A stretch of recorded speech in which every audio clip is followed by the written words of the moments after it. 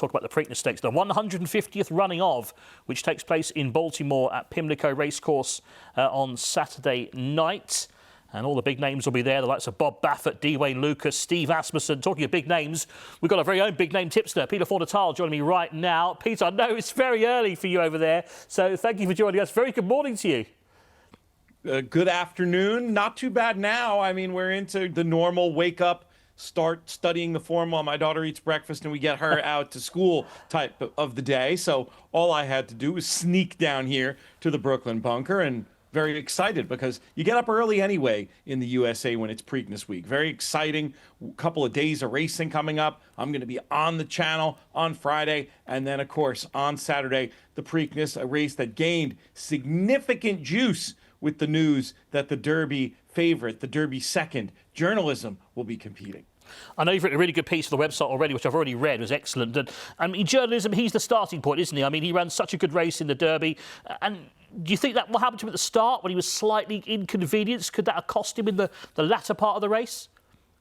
Connections refused to blame the trip on the result. And I think, in a way, it would be unfair to suggest that the trip caused him to run better than Sovereignty. But at the same time, having to run suboptimally like that, being out of position early, having to make that sustained middle move, I do think it's fair to say you can expect him to run a point or two better in a cleaner run race where he can get through there efficiently. In this race, with the speed apparently there to flatter a late closing run, he looks like he's going to take an awful lot of beating. I don't want to say he's a penalty kick. He's not that short, but he should be a prohibitive favorite, and that's not what it is in the betting right now.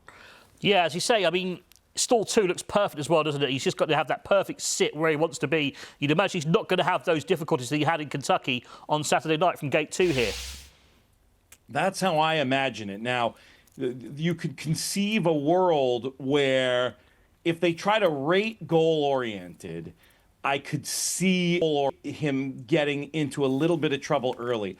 I was originally thinking they were going to dead send goal-oriented. I did have a good conversation with a professional bettor in the States, Mike Maloney, who suggested that possibility that Pratt could try to get cute and get goal-oriented off the rail. So there are scenarios where the trip could be less than optimal, but I think the most likely scenario is that all the obvious speed, clever again, goal-oriented, decide to go early in the race. American Promise has to go forward, and in that case, he could get an absolutely ideal trip. I see now the betting, they've corrected it a little from when I was doing the piece the other day. I still think even money is a good price on Journalism. It's not the cut somebody in line to wager on him 6-4 that was available the other day, but he's still a very clear selection to me at even money. We'll have a look at the Derby, shall we? Where he was second. Of course, he got that bump at the start. As you say, was further back in the early part of the race. He made that massive move, didn't he, to round the turn to get first run on Sovereignty. But in the end, of course, Sovereignty, we know, is a strong stare and ran him down. Just keep an eye on Sandman here as well. Mark Cassie's horse. We're looking, I know they're all covered in dirt, the Silks, but kind of maroon and white colours. He runs a good race back in the field here in 7th, but it's hard to see why he should reverse the form, really, on Saturday.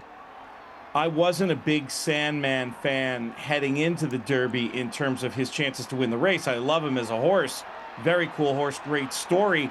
Very happy for the race that we have him in there. I mean, this horse Sandman is a TikTok superstar in his own right. So the added interest he'll bring is a terrific thing for horse racing. But I wasn't overly impressed with his big run, which I thought in which he was flattered and didn't come back that fast. So, yeah, it's hard for me to see him reversing the form. He is a horse, if you were thinking about trifecting the factors, if it is an expected fast pace, he's another who will benefit. I wouldn't rule him out of a minor placing. Find it hard to see Sandman getting the win, though, whereas Journalism, I really feel like he's supposed to be a bit more forward than he was and has just an absolutely great opportunity to prove his mettle in this year's Preakness Stakes.